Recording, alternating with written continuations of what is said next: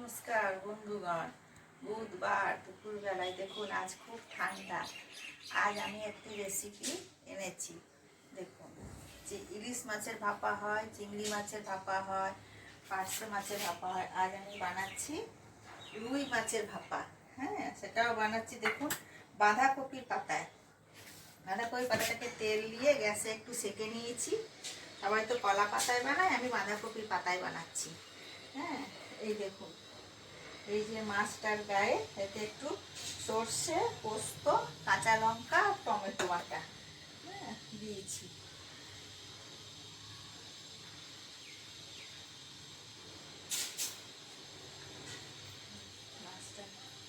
মাছটা কুপিতে একটু ভালো করে মাখিয়ে নেবো।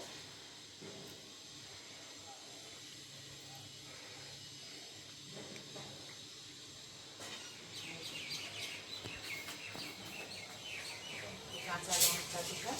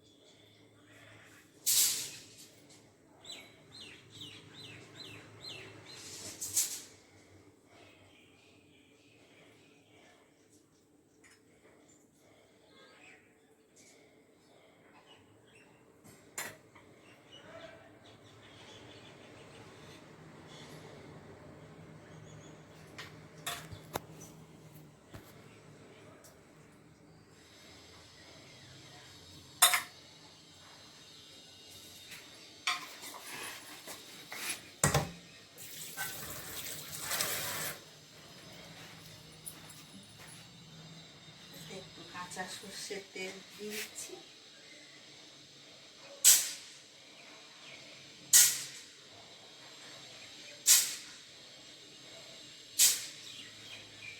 দিয়ে দেখুন, আমি পাতাগুলোকে বাঁধবো না।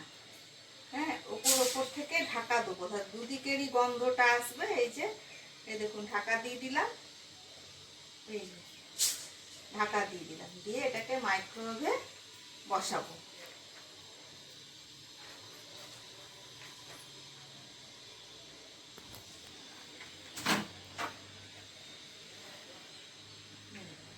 মাইক্রোওয়েভে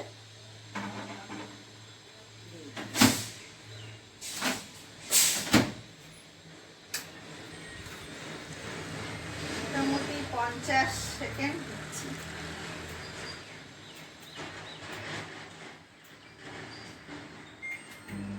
দিলাম, এটা হচ্ছে। এদিকে আর একটা দেখাই, এই দেখুন, ঘরে আমি কালকে অল্প সাবু ভিজিয়েছিলাম। সেই সাবু ভিজেটা অল্পই ছিল, ওর সঙ্গে একটু আলু সেদ্ধ নিয়েছি, একটু কাঁচা লঙ্কা, পেঁয়াজ নিয়েছি, নুন নিয়েছি, নিয়ে এটাকে মেখে নিচ্ছি। নিয়ে ভাবছি একটুখানি কাটলেট মতো করবো। হ্যাঁ, এতে একটুখানি মেখে নিলাম।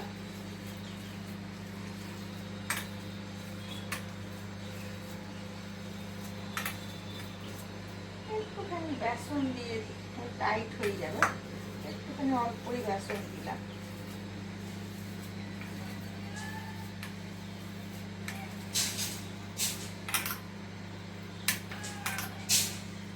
গ্যাসের তেলটা গরম হতে দিই।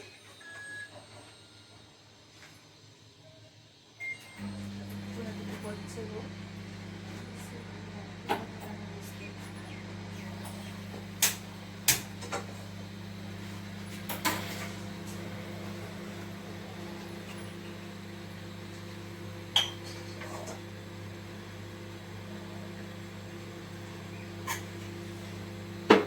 গ্যাসের তেলটা দিলাম গরম হতে। এই দেখুন,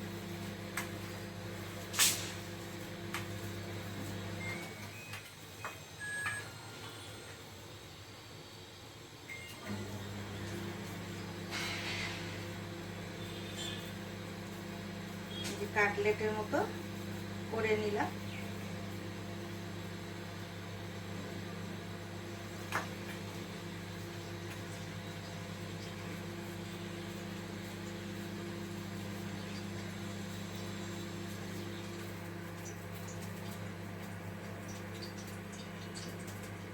এবার দেখুন, সাধারণত আমরা কাটলেট বানাতে গেলে পারে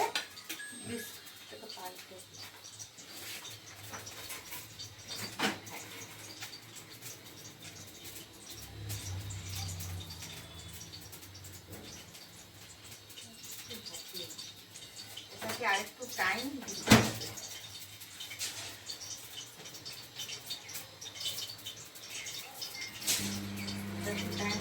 সাধারণত আমরা কাটলেট করি আপনার ওই বিস্কুটের গুঁড়ো দিই, তো আমি বিস্কুটের গুঁড়ো দিইনি, বেসন দিয়েছি আর একটু অল্প করে চাল গুঁড়ি, এটাকে ভালো করে মিলিয়ে নিলাম।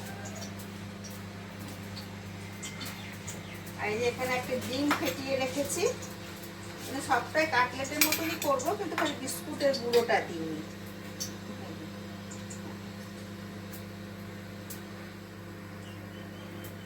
ডুবিয়ে নিলাম।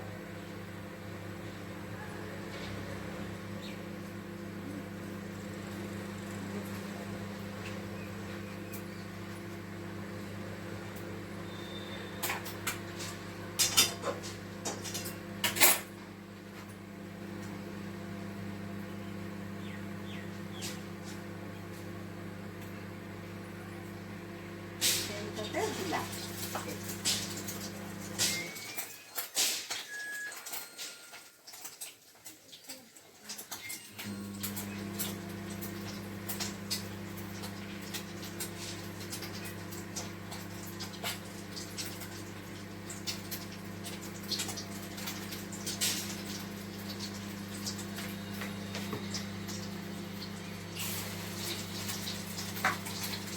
কাটলে একটা সাবু ভিজিয়েছিলাম খাবো বলে, খাওয়ার পর অল্প বেঁচে গেছে, ওটা করে নিলাম।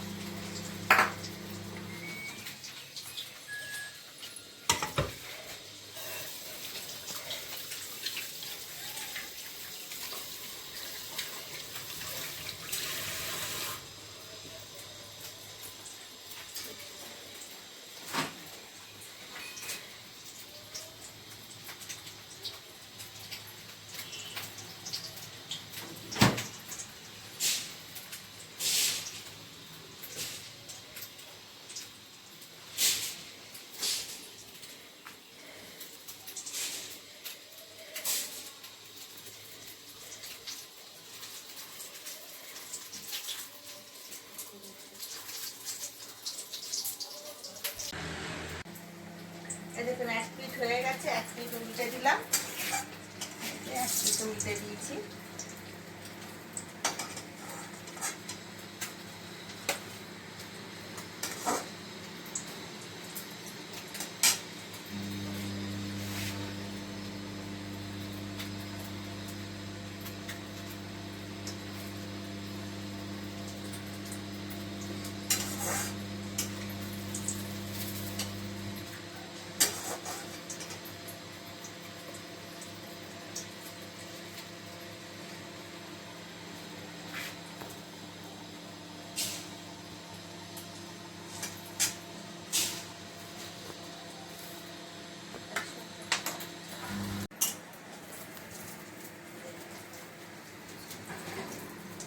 এই দেখুন হয়ে গেছে, তুলে নিলাম।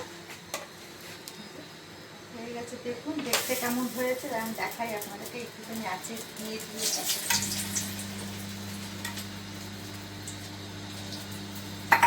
এই দেখুন সাবুদানার কাটলেট, বুঝছেন তো? একটুখানি সাবুদানা ভেজানো ছিল, এটাকে একটু আলু দিয়ে মেখে বানিয়ে নিলাম, একটু ডিমের মধ্যে ফেটে। খালি আমি ওই এটা দিইনি, বিস্কুটের গুঁড়োর জায়গায় আমি চাল গুঁড়ি আর বেসন দিয়েছি, দিয়ে দেখুন বানানো। খাই, ভালোই লাগবে, ভালো লাগে খেতে।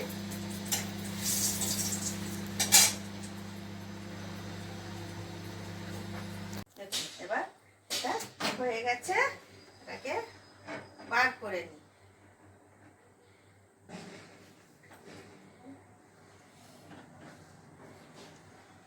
বার করলাম,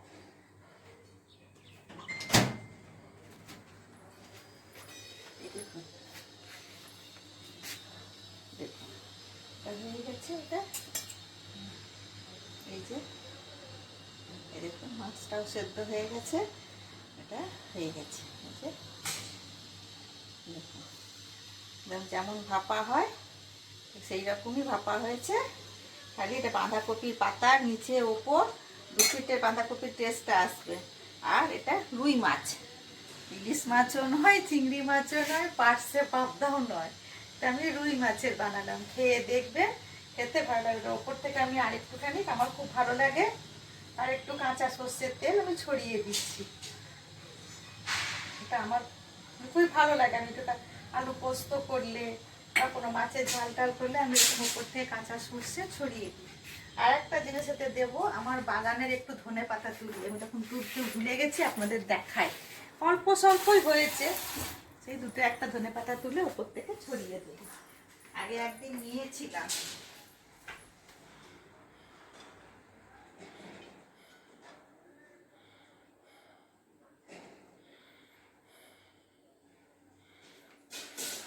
অল্প একটুখানি হলুদ দিলাম, 2 দিন আগে আরো খেয়ে নিয়েছি।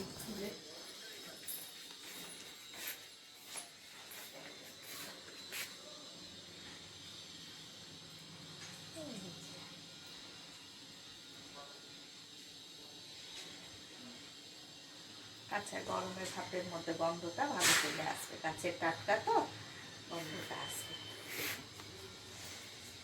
দেখুন বন্ধুরা, এবার একদিন বানিয়ে খাবেন। সবসময় তার ঘরে চিংড়ি ইলিশ এগুলো পাওয়া যায় না, মাঝে মধ্যে মুখের একটু টেস্টও পরিবর্তন করা দরকার। একঘেয়ে ঝাল, সর্ষে বাটা দিয়ে ঝাল বা কালিয়া খাওয়ার থেকে এটা একদিন বানিয়ে খাবেন, দেখবেন খেতে খুব ভালো লাগে গরম ভাতে মেখে। এবার আজ আমরা এটা দিয়ে ভাত খাবো। বলবেন আমাকে কেমন হলো এই রেসিপিটাতে। প্রচুর প্রচুর লাইক করুন, শেয়ার করুন, সাবস্ক্রাইব করুন, যাতে আমি আরও পরে আনন্দের সহিত নতুন রেসিপি আনতে পারি। আর আমি এরকম করেই নানা রকমভাবে ভ্যারাইটিস বানিয়ে আপনাদের দেখাতে থাকবো, দেখবেন আপনারা। ঠিক আছে, ছাড়ি বন্ধুরা, দেখুন খেয়ে দেখবেন, ভালো লাগবে। রাখলাম, ভালো থাকুন, সুস্থ থাকুন সবাই।